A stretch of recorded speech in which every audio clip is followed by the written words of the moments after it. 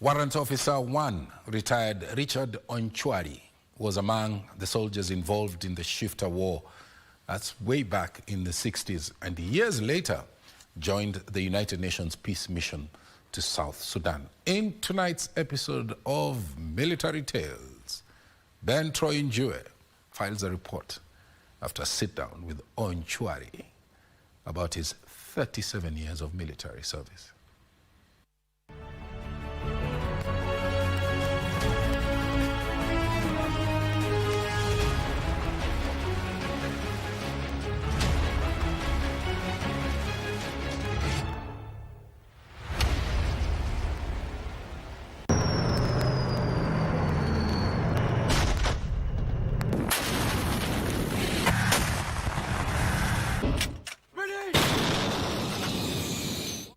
For this week's edition of Military Tales, we are at Kiamunyeki in Lanet, Nakuru County. An interesting name, so to speak. Kiamunyeki is a combination of 4 counties: Kiambu, Muranga, Nyeri, and Kirinyaga. There's this region majorly, a lot of people who hail from this place in the beginning were majorly from those 4 counties. But it has been it's now cosmopolitan, and we are welcomed by one Warrant Officer 1, retired Richard Onchwari. Begin by telling us your life history, where you were born, and even how you joined the military. Richard Onchwari Atuke was born in Nyamira County, 68 years ago. That is on 21st of I think July 1956. I joined a school known as St. Peter's. Primary school. That was in the year 1969. Then in the year 1970, I did my CPE. After doing my CPE, I joined Menengai High School up to 1974. Then 1975, 76, 77, I was at home doing manual works, helping the parents with the normal work at home. Then in the year 1978, 1st of September, I was enlisted in the army. As usual, we reported to the Armed Forces Training College. My first line of work was 78 Tank Battalion. I was very lucky. That is the time they were forming the Tank Battalion. 78 Tank Battalion. We formed it in Gilgil. Later on, we moved to Lanet. From Lanet, that was the year 1979 now.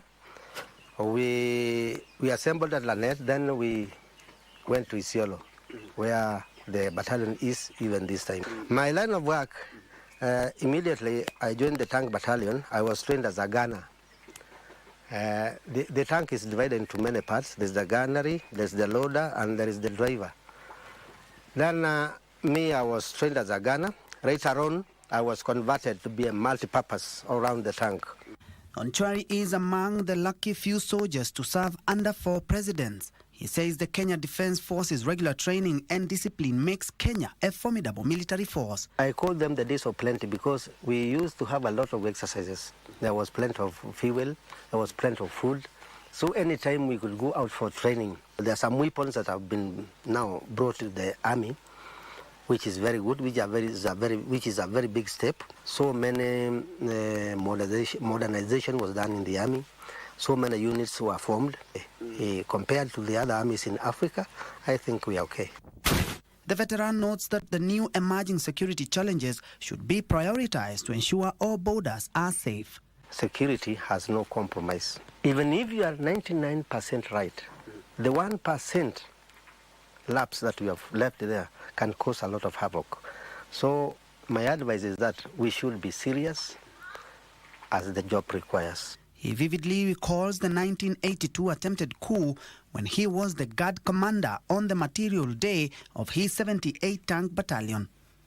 Nataka niseme kwamba yale yaliyotokea leo asubuhi kwa muda mfupi iliyoletea wananchi wasiwasi mwingi, sasa imeangamizwa na jeshi letu la nchi kavu na polisi. That day was on a Sunday, and by that time I was a corporal, full corporal. Unfortunately or unfortunately, I was the guard commander. I remember very well. Where were you exactly? At the main gate, 78 Tank Battalion. It was so tense because most of the army personnel were not in camp. They were in load for an exercise. So a few of us who were there, we were the ones who were taking care of the security of the camp. And this normally is brought about by politics. You know, the army people never go for this coup. The coups are incited by the politicians. So when a country has good politicians, there is no possibility of getting a coup. The army is apolitical. We don't indulge in any politics. In fact, it's a grave offense if you are found discussing anything to do with politics in the barracks. He was part of the soldiers in the Shifta War in the northern part of Kenya and also been part of the United Nations Peace Mission in South Sudan. He says his experiences there made him treasure peace. The problem that was in the northeastern was the problems of the Shifta and a few people from our side who were favoring them. But this was taken care of by the government, and later on the area was cleared and everything went on very well. I served in one. This is in United Nations Peace Mission in Southern Sudan. This is the year 2008 and 2009. I served there, and that's why you heard me telling you that peace is very paramount. In Southern Sudan,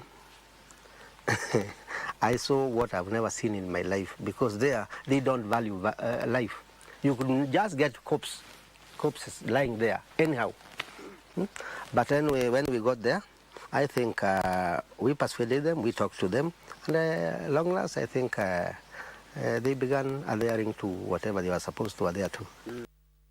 What many may not know is that experiences in the battlefield have a toll on soldiers as well. I've got some problems. You know, I was working in the armor. The armor is a heavy weapon that requires a lot of using a lot of force every day.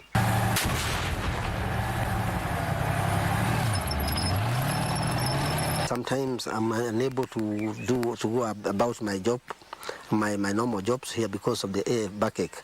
He adds that many soldiers, including himself, have been scarred in the line of duty, adding that it was worth it for the sake of peace. He notes the transition of soldiers from military life to civilian life is a challenge and cautions young serving soldiers to plan for their future outside the barracks. Finally, we must go home. And there's one say that I used to tell them, even if you go anywhere in the world, you'll never find a grave in an army camp. Which means, even if you excel in which way, you'll never be buried there. So, whenever you get chance of going home, go and work. The leadership skills that he gained in the military has greatly impacted his life and his community. Something that Kenyans don't know about soldiers. Soldiers are very special people. Soldiers never quarrel, if you don't know. Soldiers never fight, even amongst ourselves. Onchwari spends his time farming and is also into business. He is married and has a family. I'm married. I have kids between the ages of 40 and 30. He's parting short. What I would like to urge my Kenya colleagues and the politicians, I can only tell them that we have got only one country, which is Kenya. And if we ban this country, there is nowhere we run to. For Military Tales, I'm Njue.